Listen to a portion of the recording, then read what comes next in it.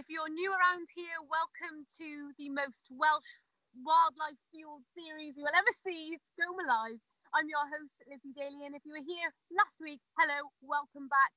It's good to see you again, and I'm super excited to be bringing you another jam-packed episode. This week, we're going to be focusing on the Kittiwake. Finally! We asked you to vote for the Kittiwake numerous times, and you always voted for something else. So we're taking control. We've decided that this week we're going to focus on this beautiful, elegant, slender gull that you can find in pretty strong numbers on Skomer Island. Now, a few updates before we launch into it and chat to the Wardens pretty soon. We're going to change things up a little bit. Last week, we had a fantastic song written by the one and only David Gray. And on the back of that, we asked you to really do a bit of a push and help fundraise. And I can tell you that you did exactly that. You helped us raise now an additional £12,000, which means the grand total is now up to £86,000. You have just been fantastic. I know it's only the tip of the iceberg, and I know it sounds like it may be a lot, but really this is such a huge, huge help, and we're massively thankful and grateful for all of your support and donations. Thank you. This series has been put together with the fantastic guys on the island, but also in partnership with the Wildlife Trust of South and West Wales, who manage the island, and I myself just have an absolute love for it. There's so much going on, and let me tell you, it doesn't change. Last week we had lots of shearwater updates and chat to the Wardens, and this week we're going to be bringing you lots of additional updates and clips too.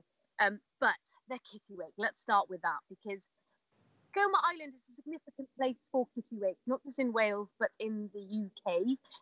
They are these fantastic, at the moment they're out nest building, and we'll talk a little bit about that later on with the Wardens, because there's been a few things that have happened this week that has meant that some are having to perhaps rebuild their nests. But actually, as a bird, they're fantastic. And unfortunately, over time, there's been quite a long and slow decline of these birds. In the 19th century, these kittiwakes, for their skins and for their kind of striking wing plumage, their numbers rose slightly. But again, unfortunately, now in the 20th century, the numbers started to decline again, but predominantly because of issues like climate change, warming oceans, lack of food resource. And for kittiwakes, they rely so heavily on having a good food source actually all year round, not just in the breeding season for feeding their chicks, but in that non-breeding season as well through the winter, to make sure that they survive and go on to be in good enough condition to then successfully reproduce the following year. So we'll be learning more about that very shortly. But last week, we saw our lovely burrow cam and got to see a glimpse of that fantastic egg, which is in our live burrow cam. And we asked you to name that chick. So we picked 3 of the best names, and the names we chose are, suggested by you, by the way, Sir Tom Shearwater. I wonder where that's come from. Great first choice. Shelley the Shearwater, or Gray the Shearwater, which has been suggested in honour of David Gray and his fantastic song Running on the Waves that helped us with all those fantastic donations. So let us know below if you want to name the Shearwater. Now's your chance. Pick one of those names and let us know, and at the end of this episode we'll reveal what you have chosen. Absolutely awesome. Right, normally we head over to see the Wardens at the end, but we're going to bring them in because it's a lovely day. Hello Nathan and Sylvia, can you hear me? Hello, Lizzie. We can. Hi, everyone. Hi again. You look so fresh and lovely. Look at that scene on Skomer. How are you today? Good. Really Not good. feeling fresh, but good. Yeah, it's really sunny here today. For a change, finally. How long have I been waiting for it? Yeah, I mean, it's extremely warm, and maybe we can talk about that to start with. I mean, there's been kind of interchangeable weather. Now it's very, very hot, which will also have an impact on the wildlife on Skomer and across the UK. But you sent in a few updates, including some foggy weather on the island, and we've talked about this before. You know, Skomer has its own climate, and actually the Pembrokeshire Islands, Skomer and Skocum, off of the Pembrokeshire coast, well, they're exposed to all those Atlantic conditions, so it's kind of a little bit different on the islands. And I mean, I've been on the Pembrokeshire coast itself when it's been perfectly like this. You enter the islands kind of area and it just kind of fogs over, or it's rainy. So you've had a bit of changeable weather this week. Is that fair to say? Yeah, definitely. We can get this fog, sort of sea fret on incredibly calm days. It seems to come in and cloak the island with fog. But we've also had some opposite to calm days, definitely. Some storms, especially at the Wick, which many people will know, which has caused some waves to really rush in to the Wick there, and has resulted in about 5% of Kittiwake nests being lost there. They've only just built them, so it's not too bad. They'll rebuild them again, and we've been seeing that already. But guillemots as well at another place on the island called Payne's Ledge. 75% of the guillemots there have lost their eggs, unfortunately. But this is part of nature to some extent. Yeah, but I mean, what happens then? Do the kittiwakes then rebuild in a different place entirely, or do they go higher? Yes, so because it's still kind of the beginning of their breeding season, so they've started building their nest about 3 weeks ago. So some, because it's still early ages, some will definitely try and rebuild. So it's not too bad. When it comes to the auks, it is getting slightly late. Once if the 75% that have lost their eggs at Payne's Ledge, they probably won't relay. I would imagine they would have maybe 2 weeks ago. So last year there was for an interesting comparison, we did have a stormy week at some point, but it must have been early May, maybe end of April, and some auks did in fact relay eggs when that happened.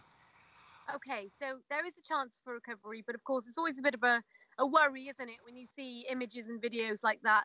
There's more updates to get through. So you've had some lovely shell ducklings on the island. Oh, what a clip. Tell us more about that. Yeah, so we've seen them. They were originally from North Pond area, so we saw them on North Pond, and then they briefly visited Morrie Mere, so did a walk across with their across to Morrie Mere, and then very quickly came back to North Pond again. Probably saw all of the gulls hanging out on Morrie Mere and left sharpish. Yeah, they did lose two ducklings. We don't really know whether it was when they were at the Morrie Mere or not. Who knows? But there are 5 big ones growing, doing well. I did go and check on them today again, and they're doing okay. So fingers crossed.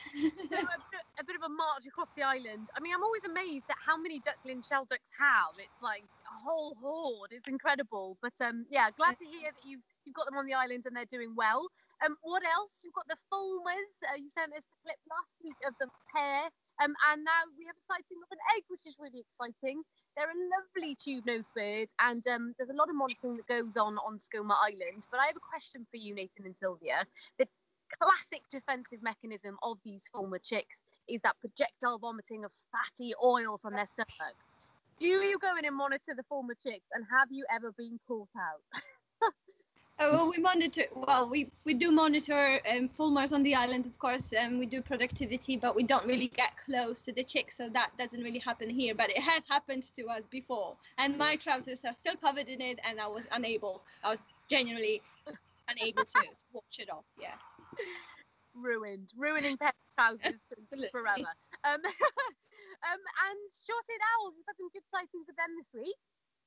Yeah, really good. They're nesting quite close to the farm. So if you're walking up towards the Garland Stone, close to the trees there at North Valley, then they'll be above your head, letting you know that they want you to move through as quick as you can, because they have their chicks there nearby. Yeah, we're actually able to identify both. So the photos and videos that were shown in the previous episodes or on our social media platforms, they were mostly of the male, and now we know that the other individual is a female because she was the one mostly incubating and then brooding at the very beginning. So they're both now very, very active, and we see them all the time. All the time. I cannot believe it. I mean, you have to just kind of pinch yourself for a minute and I just filmed some short-eared owls for episode 7 of Skomer Live. It's like incredible. For anyone watching, I mean, most of you, I'm hoping, have seen some species of owl, but the fact that you can go on the island and be in for a good chance to see them, and actually what Iolo was talking about all that time ago about his time on the island at 1993 it was, where there was 14 pairs. Oh, I can't imagine what that was like. That is absolutely magical. Yeah. Next summer I'm coming over for the short-eared owls. I absolutely am. And you've also sent us a bit of a clip of the oyster catchers, and there seems to be a little bit of a feud going on between them. And I know oyster catchers can get quite territorial. They've got that lovely call, distinctive call that everyone knows. It's been going on at the pond, hasn't it? Yeah, it's a very interesting behavior, isn't it? Like we kind of did a bit of research on that because we weren't sure what the behavior was, and then it turns out that they do show this. It is considered aggressive behavior actually. So they do this pipping display to kind of almost a dispute over the boundaries of those three pairs there at Morimere or around the Morimere. So many of them already have chicks, and then they'll just try and establish or re-establish their territory. So it's very interesting. Lots of chicks, lots and lots of chicks coming up. And you've had some fledgling raven chicks as well. We have, yeah. So ravens have an early breeding season. It means that they are able to make good use of the bonanza of breeding seabirds, I guess. So they'll be taking eggs of guillemots and feeding them for their chicks, or they've done some of that already. But yeah, we've seen some nice fresh ravens, and in comparison, the adults that are going through molt at the moment, so you can tell the two apart quite well. If they're missing feathers, then they're adults. If they're nice and fresh looking, they're this year's chicks. Absolutely fantastic. Have you seen any chuff action recently?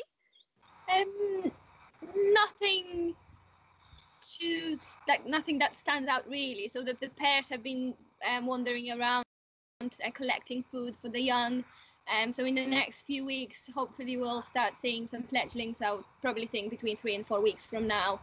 And so that's going to be very exciting. Hopefully we'll be able to show something to the public. Yeah. The dry weather. Chuff chicks, please. That's what I want. So, and after this today, what's going on? What's happening in your kind of itinerary today? Today we need to make sure that we get our productivity monitoring done. So that's razorbill and guillemots. We have pretty much mapped kittiwakes in our plots now. So that's good. But we'll just finish that off. We've also been mapping of fulmars as well. But now we're moving on to some population counts also. Counting population of fulmars as well as other cliff nesting birds. Yeah, we were able to go out on our boat once so far, counted some kittiwakes already, some gulls on the coastline, and hopefully we'll be able to do a bit more tomorrow. We'll see what the weather's doing. Fantastic. Well, I can hear the noisy oyster catchers in the background trying to get involved. You've had your bit, please. And hey guys, we're going to be tuning back in with you with some of your the questions answered by you, if that's all right. So see you very shortly, and thank you for those updates. They're fantastic. So there we are. There are the wardens. Oh gosh, honestly, I'm amazed by how busy they are every single week. And there's been lots going on also with the live cameras. Now we'll be going to them very shortly, but before I do that, there's been a fantastic montage of some of the best bits only over this week, and this is why I keep saying tune in. Have a cup of tea and just watch those live cameras when you can, because you never know what you're going to spot. So we have a video here of some of the highlights from this week. So we've got some curious puffins that have come up and actually had a bit of a curious look at the cameras. Very, very curious. We've got some shearwater activity as well, a bit of squabbling going on. You know how I've talked about that network of burrows? Well, they're very much overlapping, and it's funny because you see lots of puffin and shearwater action at night time, but also a bit of a mix in the day. You may get some oyster catchers there, you may get some guillemots even I saw the other day. We've got some courting behavior, some bill clapping in puffins there, and again more curious penguins, more curious puffins coming up close to the camera. The beauty of this live camera is that you get to see the lives of all the activity that's going on here. We've got a bit of an oyster catcher there. We've got more nest building as well with the puffins. And we've even got a razorbill coming in and causing a bit of a fuss. A few razorbills there just on this stony outcrop there. And honestly, this is continual. So this is 24/7. You can see lots of action. There's even a little bit of after dark action with some shearwaters. And you can really see how clumsy they are. I talk about how clumsy they are on land, and you can absolutely see that. It's not the most romantic. So yeah, we'll kind of move on quickly from that one. We're keeping up to date with our mysterious chick yet to be named by the end of this episode, and keeping an eye on that burrow cam. And of course, this year, remember, there's roughly 34,000 pairs of these puffins on the island. Their numbers are increasing year on year. And it's just incredible. It's an incredible place. It's an incredible live cam that you should definitely be keeping an eye on. And there's lots of interactions to see as well. It's not just nest building. It's not just interactions, but there's the great black-backed gulls that are coming in. Hopefully we'll see some puffins with those sand eels in their mouths. So yeah, lots to look forward to. Let's head over to those live cameras now. We're going to start at our classic, our lovely place, North Haven. But we've given the camera a little bit of a swizzle to have a look at those clips. As we're looking at cliff nesting birds today, kittiwakes, let's have a look at what we've got on the cameras. So I can see a fulmar there. I can also see a few guillemots there. That classic streaky cliff. I think we actually haven't talked about the guillemot eggs that have been laid. Maybe we can ask the wardens a little bit later again for another bit of an update, how many eggs they've got at the moment. But it's a really critical time for these wonderful auks. Oh, we got one coming in near a fulmar. It was all going on. This is why you should watch the live cameras, because there's constant interactions going on. The lovely little fulmar nest at the bottom there, and the guillemots just above it. What a lovely scene. It's incredible that you can see so many different species all in one place. And of course, our other fantastic camera that I'm so excited by is the Shearwater Burrow Cam. Now, as mentioned last time, we are hopeful for the survival and the hatching of this egg and the naming of this chick. So fingers crossed. But the best time to see action within the burrow cam is, of course, at night time. Yet we'll go over and check in to see if there is any action. Not a lot going on. You may see a bit of movement again in that top right-hand corner. The other day I was watching it and there's a bit of nest building going on. Some of the highlights in that video show the egg itself.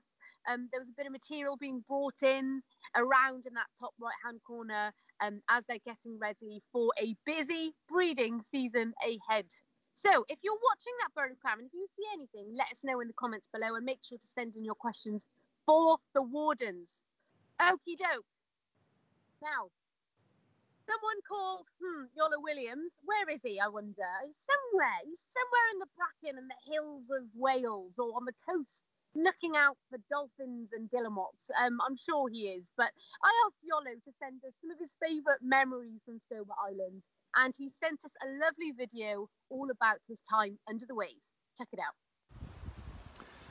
I've been asked to recall my favourite moment from Skomer Island, and I was trying to work out the other day how many times I'd visited Skomer. The first time I went was in 1985 when I was 22, and I've been going more or less annually, often 3 or 4 times a year since then. So what's that? I reckon I've done 60 plus visits to that island easily by now. It is an amazing place. And a favourite moment, well, there are several, but I'll pick a couple if I may, and one was below water. We mustn't forget that Skomer is also a marine nature reserve, and to dive in and around Skomer is absolutely amazing. I remember going down 25 odd metres, whatever it was, and seeing this huge pink sea fan there, and the sea fan was maybe over half a metre across, and that sea fan was over 100 years old. It's still there now, I should say, is well over 100 years old.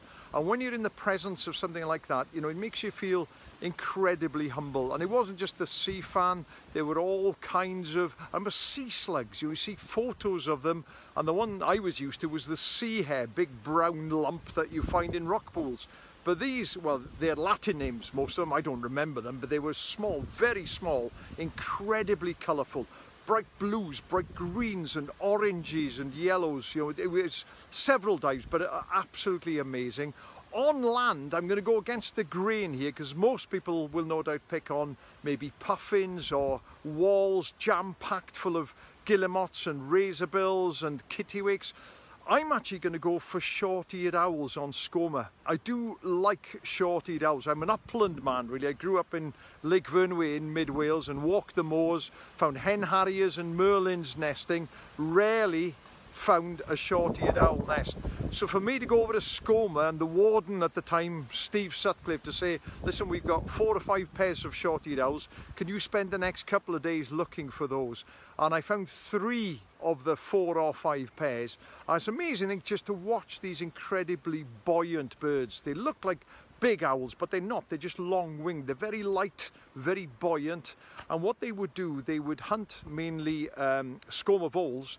They would pounce on them, catch them, and then you follow them back to the nest. And what I found is that they would always land 3, 4, 5 meters away from where the nest was hidden away, and then they would pick the vole up in their beak. They would carry it in their talons, but they would land, transfer it from talons to beak, and then hop the last 2 or 3 meters onto that nest. And then when you pinpoint that nest and you walk over, it's still a bit of hard work to actually find it, and then you get there, and then the adult comes off the nest and you find 3, 4, 5 big chicks in there. Honestly, it's a lovely feeling. My heart is beating just that little bit faster now thinking about it. And I haven't been over to Skomer to look for short-eared owls for a couple of decades now. So it's long overdue, and maybe next year, if the wardens are listening, if they're very kind, I'll come over and I'll look for short-eared owl nests for you so that you can ring and weigh and measure the youngsters.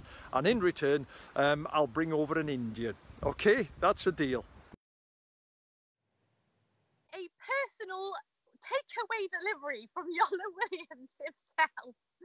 Oh my gosh, I would like one of those. That's fantastic. There we are, Wardens, an Indian coming over to you in 2021.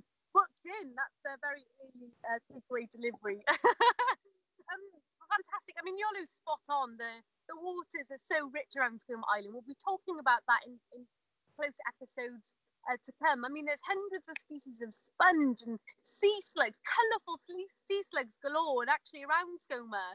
It's a really important place for different species of seaweed as well. So this is why it's a nature reserve, the UK's first, or Britain's first marine nature reserve, and it is a fantastic place if you get in that water. I've spent considerable amount of time snorkeling around that area, and you know, especially now when warmer currents are bringing in jellyfish as well, and we get the migration of spider crabs, it's absolutely teeming with life.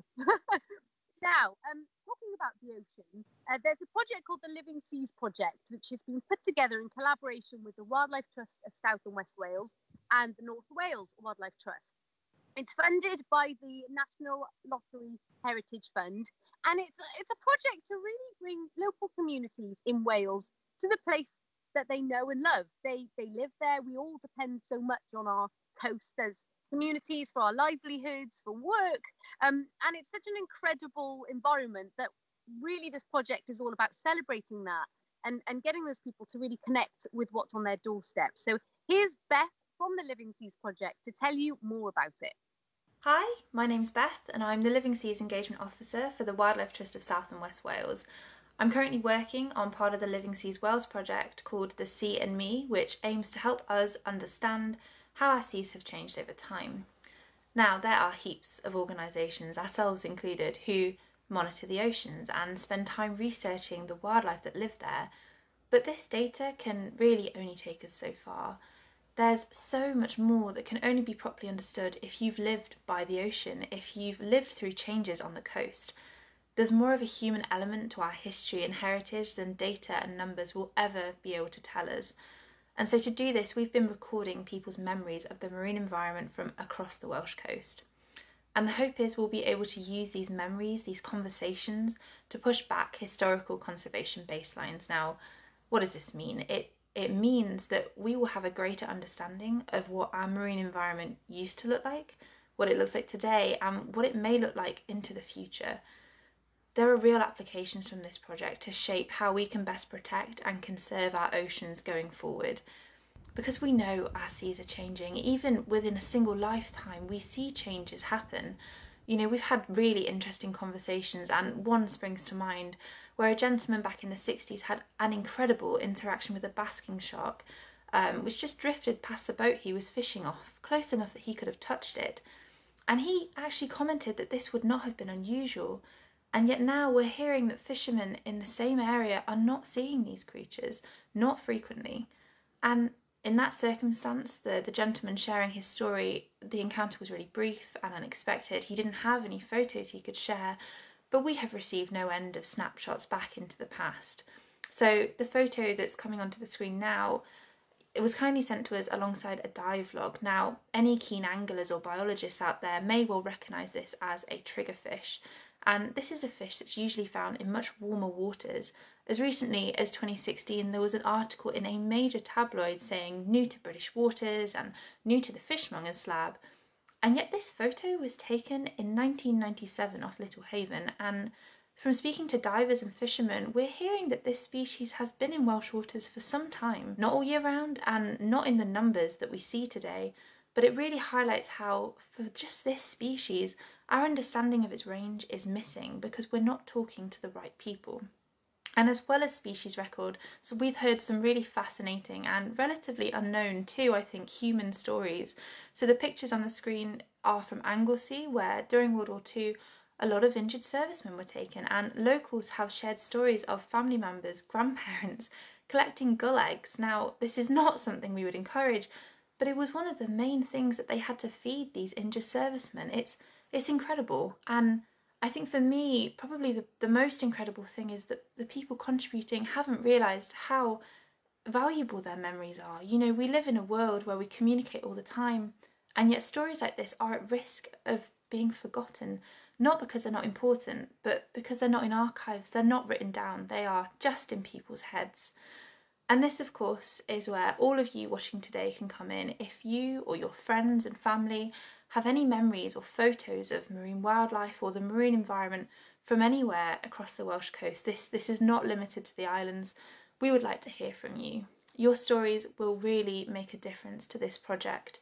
So you can get in touch by dropping me an email at livingseas@welshwildlife.org or by visiting our website, which is livingseas.wales, and clicking on the Share Marine Memories tab.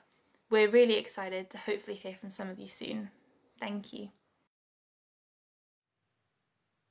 So there we are. I mean, the importance of our oceans surrounding this fantastic island, and we'll be meeting with other members of the Living Seas team in the next few weeks and learning more about what is under the waves.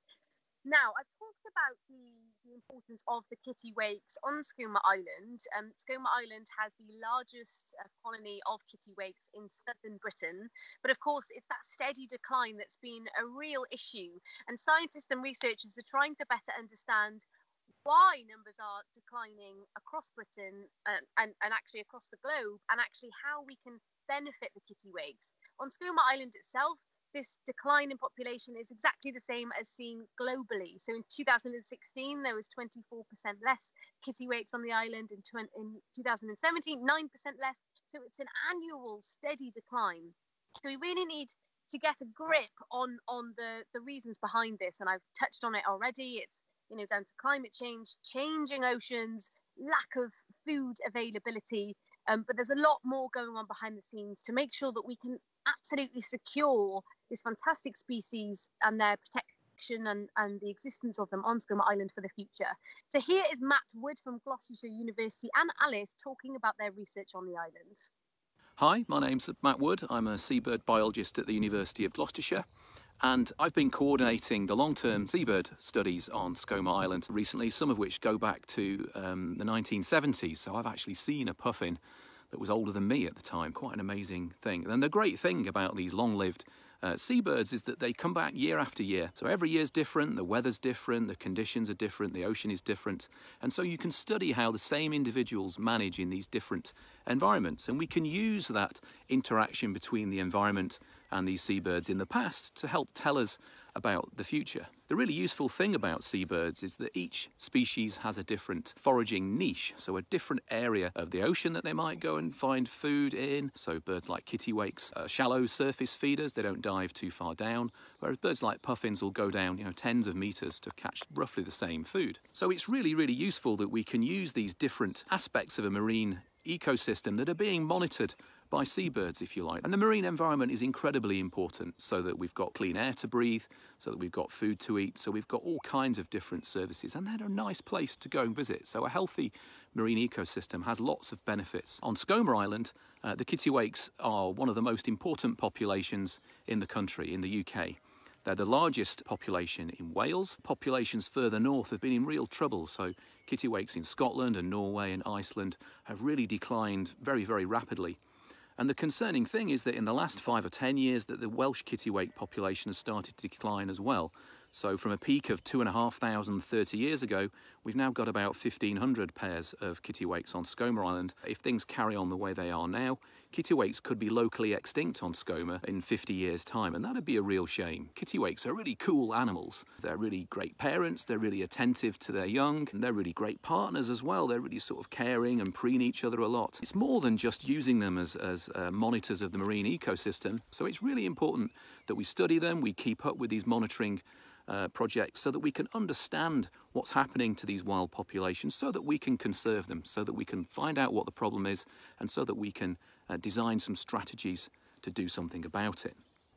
Hello, I'm Alice and I'm a master's student at the University of Gloucestershire. My research is basically looking at the effectiveness of time-lapse cameras to do this. Time-lapse cameras can be really good for complementing fieldwork, as well as monitoring more remote locations where a field worker might find it harder to access. On Skomer, the field workers normally go out to monitor the Kittiwake colonies about once every 5 days, whereas the time-lapse cameras are programmed to take one photo every hour of every single day throughout the year. This means that we should be able to understand much more precisely the timing of key events. So for example, the date that eggs hatch or the date that chicks fledge. This can then be correlated to other external variables, such as weather events, to see how this could be impacting Kittiwake breeding success. Cameras are also able to observe events that a field worker might just not be there to see, so for example predation. As well, cameras can be positioned in remote locations subject to particularly inclement weather, where it might just be too difficult to get a field worker out too regularly. This is particularly prevalent in the Arctic, and it really means that by using cameras we can massively expand the scale of monitoring to try and really understand why this species is declining.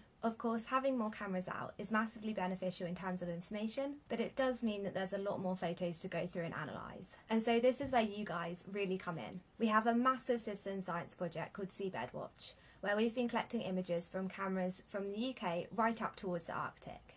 But we need you to help us analyse them. All you have to do is go on the website and basically click on photos of adult and juvenile kittiwakes and adult and juvenile guillemots. There are really clear instructions, and so it's really easy to do. Get your children involved, get your grandparents involved, get yourselves involved. Anyone can do it, and it would be massively beneficial to us, but more importantly to the kittiwakes. So please, if you have a few spare moments, help us monitor kittiwakes, go over to Seabed Watch and let us know what you think. Thank you. So there we go. I mean, really important work, both in terms of technology and actually people on the ground constantly monitoring, as the wardens are doing right now, you know, making sure that they're keeping an eye on what's happening when there are strong southwesterlies coming in, wiping out nests, and what happens to those kittiwakes. Do they then go and rebuild? Fingers crossed, you know, we can really make sure that the future of kittiwakes is strong, especially on Skomer Island. It's why it's such an important place.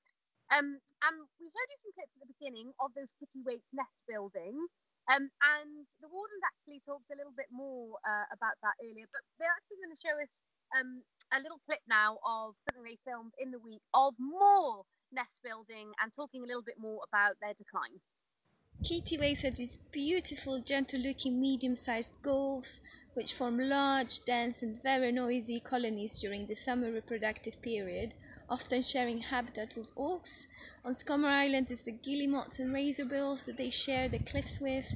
They are the only gull species that are exclusively cliff nesting. Their name is derived from its shrilly call. Kittiwakes on Skomer have been very busy building their nests for the past 2-3 weeks, collecting nest material from the island's ponds, particularly from the Morimere pond. It's always very exciting to see them come in these huge groups picking mud to form mud-based foundations, which are then topped with dry plant-based material like seaweed, grass, moss. Some have completed building them already, and we have already seen the first ones with eggs, which is really exciting. On average, they lay 2 eggs, which are then incubated for about 4 weeks, and chicks are able to fly at approximately 5 weeks. After breeding, the birds move out into the Atlantic, where they spend the winter. Every year on Skomer, we conduct a whole island population count, as well as productivity monitoring of a subset of colonies. Gloucestershire University undertake additional studies to look at the adult survival, and these different components of monitoring give us the important information on their breeding success, the size of the population, and how it changes over time, and whether the breeding adults survive winters and return to the island to breed again. Absolutely lovely gulls. You can see the passion from Sylvia there, and she hits the nail on the head. They're such a lovely, elegant gull. They give a completely different perspective.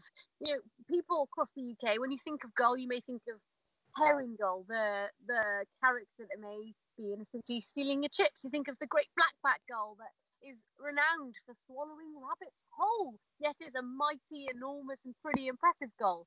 And 100% the Kittiwake has the space of being an elegant, beautiful gull that we all love and appreciate. So lots going on there, and I hope this live has shown you just how fantastic they are. Next time you're on Skomer Island, when you go to the Wick, you will have a brand new perspective as you peer across with your binoculars and have a look at them busy nest building.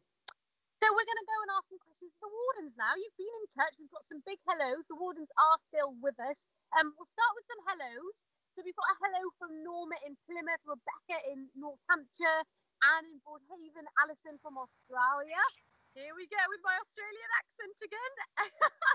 Graham Harmon watching from Melbourne, Australia, another Australian. Graham also said that visiting Skomer was the most magical experience ever. Thank you for that, Graham. A message from Shala in sunny Cardiff. Where are you? I'm in Cardiff. You must be down the road. Hello from Devon. Hello from Ollie, age 8. Who said, we've stayed near Martin's Haven every May for the last 8 years. He's missing the wildlife so much. Me too, Ollie. Me too. Thank you so much for getting in touch. We've got another hello from Australia. It seems we've really captured the Australian crowd. From Barbara Law. Hi, Barbara. How are you? Hello from Sweden. We've got lots of questions and comments coming in too. One from Dorothy, who says, she's had her first walk behind her garden. Nature's quietly been getting on with its beautiful work. How well said. It absolutely is. You know, while we're stuck indoors, we're trying to find ways to stay connected through series like Skomer Live. Nature is continuing as normal. So, wardens, hello again. Thank you for sticking with us.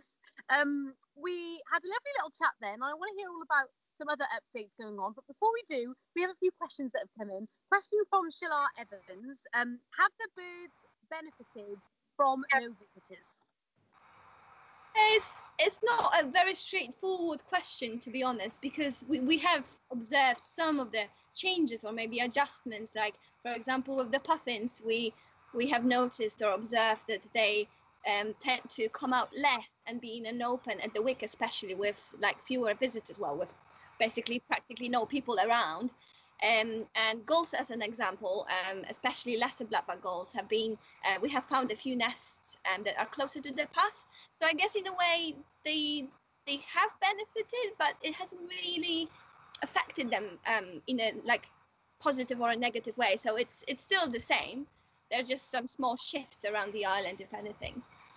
And of course, all of this is quite anecdotal. And here on Skomer, we like robust data. Yeah. So we called the neck on Skomer as a kind of sanctuary where hardly anyone goes. Only us and the other members of our team go there to monitor the wildlife, and we are then able to assess the human impacts, the visitors' impacts on wildlife on Skomer over a long period of time. And thankfully it shows minimal to no impacts, if not a slight positive for some species, like potentially puffin.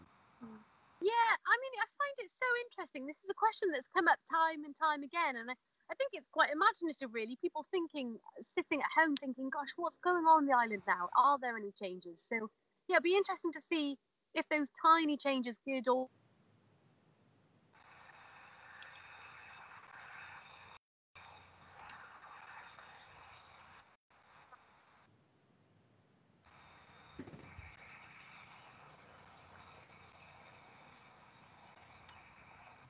Yeah, so looks like Lizzie was going to say that it will be interesting to see. Okay, we're back. There she is. We're back.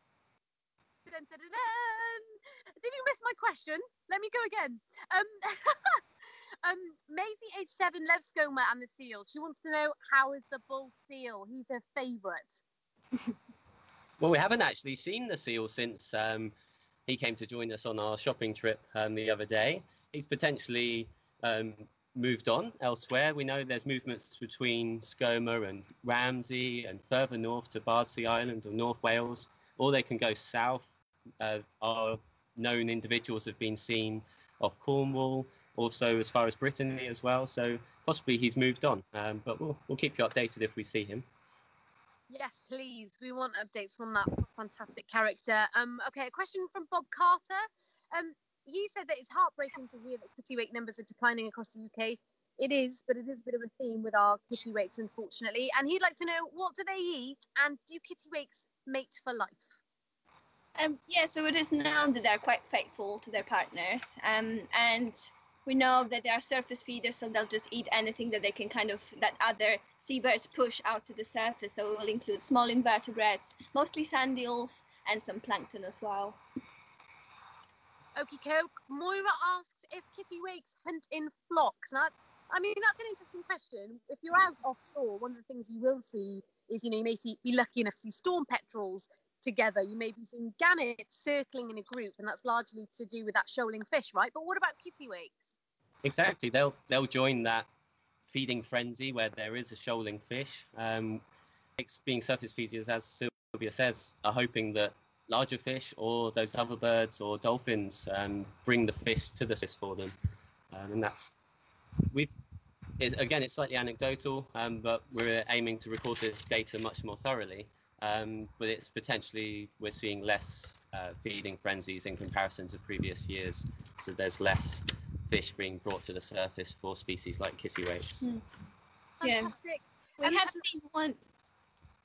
Go, Sylvia, go. Have seen one, quite a big feeding frenzy this year, actually. That's the biggest one we've seen so far since our time on the island, which started in September 2018. And it was really, really interesting to watch. They were quite far away, so we couldn't really record it properly. But yeah, you could see all different seabirds diving, and lots of gannets, lots of gulls, kittiwakes amongst them. And it was really, really nice to watch. It's one of those experiences, isn't it, when you're kind of captured by what's in front of you. It's like when you see a big storm going on or something. It's just so much activity when you actually get to witness a feeding frenzy. We've got time for one more question, which we haven't actually gone into that much. The question is asking about the incubation period of the kittiwake eggs. So can you just walk us through what you're going to expect to see now that they're nest building and getting ready to lay? What will we be seeing over the breeding season, and when? So we can expect them to hatch come late June, early July, and then they'll fledge early August, maybe a little bit earlier than that for some of the early ones, so late July from then onwards. And you'll see the kittiwakes, the juveniles have the collar, so they're quite easy to distinguish. They're quite nice to monitor. The adults often stand up and reveal eggs much more readily than guillemots and razorbills do, so that's nice. Lots to watch there. We're running out of time, but before we go, I'm really excited by this. Tell us about the tree sparrows. Oh, the tree sparrows, yes. So we have seen 3 on this island this year, and they're not the species that is seen that often on Skomer anymore. And 2 of them, I suspect that 2 of the 3 that we saw a few weeks ago have been inspecting one of our house martin boxes. They haven't bred on the island since 1967. So if they do, that would be the most exciting, or one of the most exciting things on the island this year. So fingers crossed for them. I suspect that the fact that the island is quiet now, so like less crowded, it maybe has potentially benefited them in a way. So house sparrows did try last year, and they gave up after a few. So yeah, fingers crossed, we'll see, and we'll keep you updated. Did you hear that, everybody? The 60s is the last time they were breeding on the island, and since then they've been seen on the island 3 times, is it? I mean, we showed you that picture of them maybe 3 or 4 times. We showed them that picture of them on the island last week. But oh my gosh, if you can get them breeding, this will be it. This is the year. I mean, that's a really interesting point as well. Little interactions like that, which perhaps you can't even realise, you know, from having less visitors on the island, could bring benefits. Gosh, I'm very excited for that. Wardens, we're going to let you go. I know you've got plenty to do, as always. Thank you so much, and we'll see you next week, same time. Thanks. Take care. Bye, everyone. Oh, tree sparrows and kittiwakes and lots of fun research and updates always. Now, thank you all so much for tuning in. This has been another wonderful episode of Skomer Live. We're back again next week, same time at 11 a.m. And before we go, we're going to reveal the name of our shearwater chick. You're not going to believe it. Are you ready? Our shearwater chick is going to be called Sir Tom the Shearwater. You know, I like to think you guys watching are respectable, educated, academic, wildlife enthusiasts. You know what? No, I think it's probably a good choice. Sir Tom the Shearwater. It is. Female or male doesn't matter. Sir Tom Shearwater is going to be the name of our chick as we follow the story of this shearwater over the next few months. Exciting stuff. Massive thank you to all of you who helped out and have donated that incredible new figure that we have in support of the Wildlife Trust of South and West Wales and Skomer Live. We appreciate you, and we absolutely love bringing you all the updates. So we'll see you again next week, same time here on Skomer Live. Bye!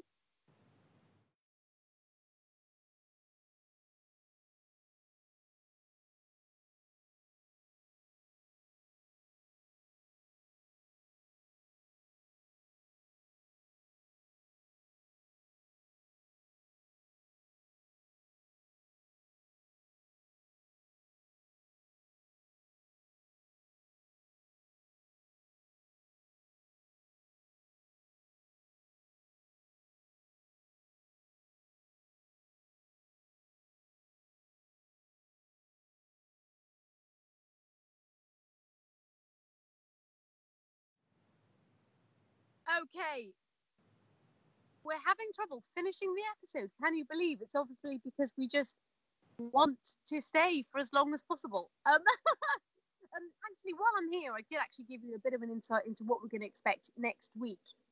Now, I'm hoping we touched right at the beginning on the ecology and the egg laying of guillemots. And we've had a number of eggs now being laid on Skomer Island. So for next week, like to be looking a little bit more at the evolution of the eggs of these guillemots, and also be going over to our favourite corvid, the chough, which can be seen on the Pembrokeshire coast and on Skomer Island as well. So that's it. That's it from us. If we can't outro with our lovely fancy outro, we'll just say goodbye to you for now, and we'll see you next week at the same time. Hopefully.